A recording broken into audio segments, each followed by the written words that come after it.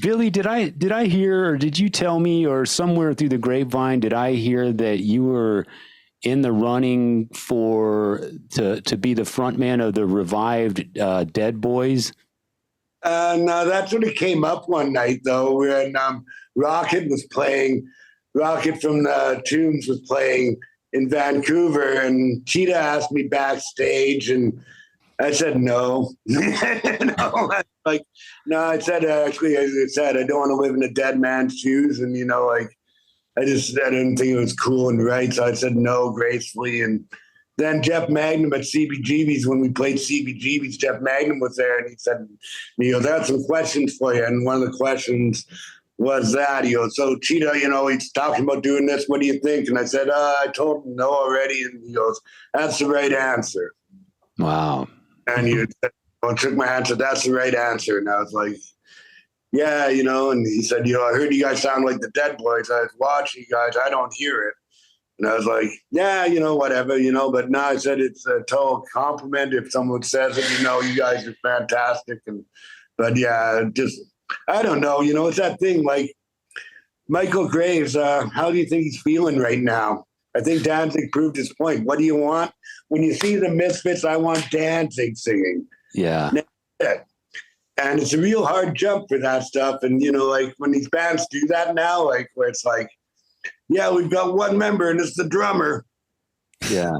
Yeah. And I always say that with the Dead Boys thing in any of these bands, I say that the Simpsons already did it when they had that episode with, all right, who likes the Doobie Brothers out there? Because we've got one of them. Right? And, it's that thing, like Tommy Thayer, I'm sure he's a great guy, but don't sing Shock Me. Yeah. I think any of those gigs are a tough gig to do, and you kind of, you've either got to approach it with like a ton of reverence, or you got to approach it like, this is just my job, man, Yeah. I've worn those shoes before recently. Yeah. Jason just filled in a couple gigs fronting Accept. Oh, see? Yeah, I just played with Accept in the summer in Germany. Wow, I just did 4 shows on the East Coast with fronting Accept because their singer was sick. Wow, I'm sure you were great. Pretty rad. Yeah, I'm sure you were great, but Accept without Udo is unacceptable to me. Yeah, well, see, now you're thinking like me going in, right? But the thing is, Mark Tornillo has been in the band 12 years. I understand your argument fully, bro. But here's the deal. Mark is a legend. He was a PT Quick. He's been around forever. The guy is he's a killer throat, man. He's fucking powerful. He's been in the band for 12 years and done 5 records. He's been in the band longer than Udo was. I know, but yes, I heard Udo. But what we fell in love with was Udo. So I get it. So trust me, I was channeling Udo more than I was channeling Mark. So. I saw Udo on tour. Oh yeah, when he played here in Vancouver, and I saw Accept when they played, and I have to take Udo's side on that. I have to, because same like the Wasp thing. I'm sorry, but Chris Holmes doing Wasp, that singer he's got is not cutting it. Blackie with the other guys, he's doing a great job. Yeah. And I'm just honest. Like Udo, I was like, no, I've seen Udo. I was like, this band is killer, and Udo's killing it. It's very rare. Like Teenage Head, we just saw a Canadian band Teenage Head play, and because Gordy Lewis, the guitar side. And that's a very rare case where that lineup, I think they only have like the bass player, the only original member, but they did a fantastic job at it. I'm honest. It is that point where it's like, are they really doing a fantastic job? And yeah, they did a great job at it. It's a rare thing, replacing a singer. I was at the Brian Johnson Back in Black, the first tour here in Vancouver. And I remember the guy who took me was like, Bon Scott, screw this guy. And everyone, they had the banners up, and people were doing. And at the end, he was an older guy. Kurt Copeland was in this legendary gang, the East Van Gang. And, I was just a kid, and I looked up at him, and I'm like, and he goes, he was all right. Let's go back. He's all right. Like, yeah. And I was like, oh, Brian Johnson. I was like, yeah, this is really cool. That stuff was really cool, but I had to look at chords still to get the okay. Yeah. And, that's sort of like, I think young kids but there's that point. Like, I know people say that the Michael Graves Misfits their favorite, but yeah, I guess maybe it's what you heard first. I don't know. Yeah, I think it's what you fall in love with is what you kind of sort of take to the grave. You take, you're taking that with you because it's your heart. And I mean, we've talked about this on this show 1,000 times, literally. We even had an episode called Replacement Singers. Yeah. It was a really hard episode to sort of like grasp. Because, dude, I mean, I like Sammy Hagar, but I'm not going to go listen to Sammy Hagar front Van Halen. No, I'm not going to do it. I love Sammy Hagar, but you know what? I'm not going to go listen. I don't want to hear Sammy Hagar sing Running with the Devil, Yeah. I think that's what's great about music too, right? Taste is subjective. It's like, the Sammy Hagar Van Halen is arguably more successful than the Dave one. It is technically even by numbers. So and so obviously more people like those records, But I think mostly, most guys that play music and grew up with that, they're gonna be like, well, you can't beat Dave, Right. It's subjective. It's subjective, man. Yes, it is. It's always going to be. I think in the case of the Misfits, you have to remember that they were dead and gone, and there was a whole maybe 2 generations of kids that grew up without the Misfits. So when they finally come back with Michael Graves, that's their first opportunity to buy a record, see a concert.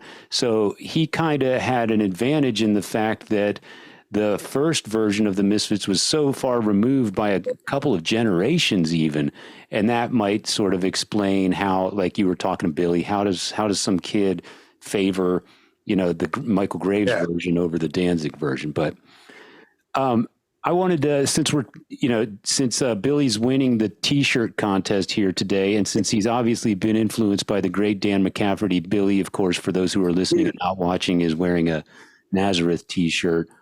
Tell us a little bit about the importance of Dan McCafferty on your vocal style and your love of rock and roll in general. Yeah, well, when I was a kid, there's my older brother. He's a couple years older than me. He had this French exchange student come and stay with us. And, we were in elementary school, and I was into Kiss, right? My walls were covered in Kiss pictures. I was totally into Kiss. And he had this jean vest with Nazareth, Expect No Mercy painted on the back and the logo and studs. I remember looking at it going, oh, that's so cool. Hey, where'd you get that? And he's like, oh, this chick I know made it to me. And this is an elementary school kid. Made it for me. And I was like, did you get to do a Kiss one for me? And he looked at me and goes, Kiss is for babies.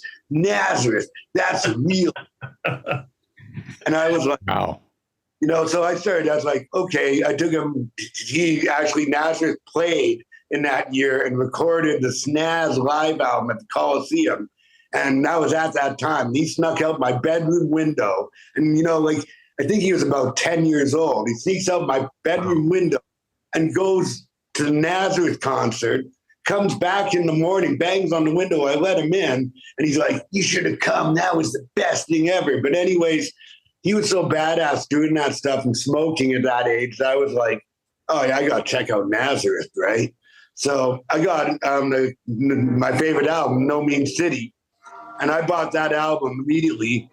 And I was just like, okay, look as cool as Kiss at that time. Because I was just a kid, and Kiss, the gimmick was, I was so bad. It's like, they look kind of like old guys. The guy's got a mustache and stuff. Looks like crime. I'm not really down with this. And he's got a bitch snot shirt. And, it's not as cool as Kiss. But I listened to that album, and I was like, oh yeah, like this is real gritty. This stuff's really gritty. And, Kiss used to be gritty in the early days, some of the first couple albums, but by the time I was really getting into Kiss, they were already starting with the hitting that kid market. And Nazareth weren't like that. They were still singing about whiskey and, getting stabbed and stuff like that. So I was really turned on by that and the badassery of it, and of this kid Mark from Quebec that introducing me to Nazareth. So yeah, it really sold me. And I say it all the time, like the vocal styling, you know, I was born with this golden voice. And when you're born with a voice like this, you kind of, I remember like being told, yeah, you're never going to make it as a singer, kid, and that thing. But then you hear guys like that and you're like, oh yeah, well, he's got a voice kind of like mine too. And yeah, it's kind of gritty and, you know, yeah, sharp and gritty. I like that. There's someone doing, you know, Dan McCafferty, I interviewed him and he gave me some great advice. That was in the 90s. He gave me some great advice. I said, you know, how do you get your voice like that and keep your voice like hitting those high notes and stuff? And how do you keep your voice in such great shape? And you've been doing it for years. And he goes, I drink whiskey and I smoke cigarettes. Yeah. Yeah. He goes, Robert Plant, we played with Robert Plant, and he's like, what temperature is the oxygen in this room? And he goes, worry about this stuff. I just go in, I guess, say, give me my whiskey. I take a drink of whiskey and I light a cigarette and I say, let's get to work.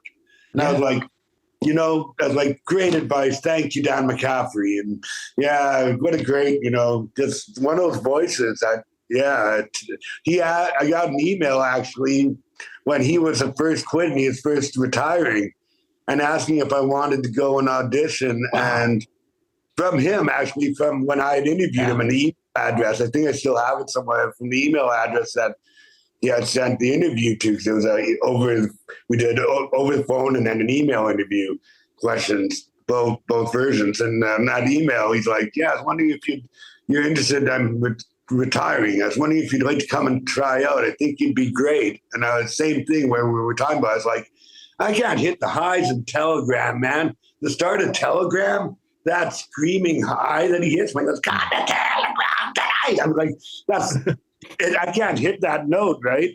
But then I watched the guy they got now. No offense to him. Sure, he's a nice guy. But I don't think he's cutting it. You know, I really don't think he's cutting it. Maybe that was what I said to Dan when I sent the email back to Dan. I said, you're irreplaceable. Your voice is irreplaceable. I wouldn't want to hear the band with anyone else singing. I think the band should retire if you retire. Because honestly, that voice, that's what I want. When I hear Shanghai to Shanghai, I want that voice, right? Of course.